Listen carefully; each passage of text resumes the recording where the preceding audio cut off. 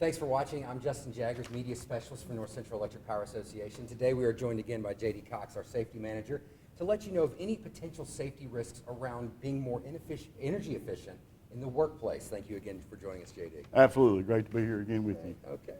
Well, first, tell us, what are some of the safety risks involved with becoming more energy efficient in the workplace? Some of the things you want to be careful for, the number one issue you have in the workplace is slips, trips, and falls. So you want to make sure that you concentrate on where your extension cords are at. A lot of people want to put the little small portable heaters in the office. So you want to make sure that when you're placing those cords in the floor that you're not causing a hazard or something where somebody could trip or something like that. Another thing is you want to make sure that the cord you're plugging in is a 3-prong cord, so that way it's grounded properly. And of course, anytime you're plugging in any type of device at work or anything like that, you also want to make sure that your hands are good and dry.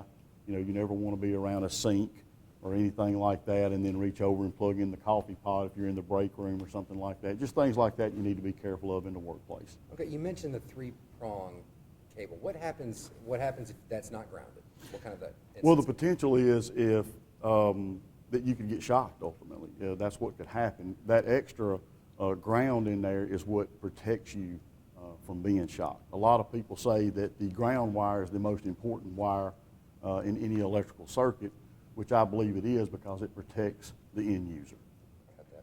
I read on Energy Star's website that some workplaces may want to appoint an energy efficient coordinator. What are some of the things that someone like that might need to know? That is a very popular thing right now in industry, not only for looking at energy consumption in the workplace, but also in businesses as well. For instance, in the home, a person like that, some of the things that they would need to know, naturally one of the first things you do when you go in the house is you want to check the level of insulation in the house.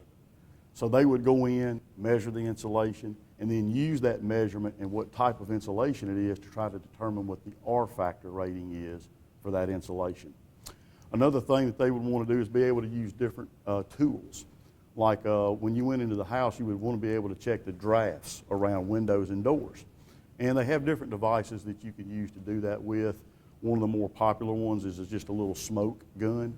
And you hold it up to the window and door, and if there's a draft there that's letting energy out of the home, that will help to indicate where that draft is coming from. Another thing is a digital thermometer. And you can point that at air vents and things like that and tell the temperature of the air coming out of the air condition to know if it's working efficiently. And another common tool that they would use and something that a person would do while doing an energy audit is really just take a thermal picture of around the outside of the doors and the windows, because everything is following the cooler air. And so if there's a leak, a good thermal camera can show that, and then you can put weather stripping around the door and window and make it much more efficient. All right, well, thank you again for joining us. We want to thank you for being a part of this once again, and as always, you can log into our website, www.northcentralepa.com, and you can also follow us on Twitter, Instagram, Facebook, and YouTube. Thanks for watching.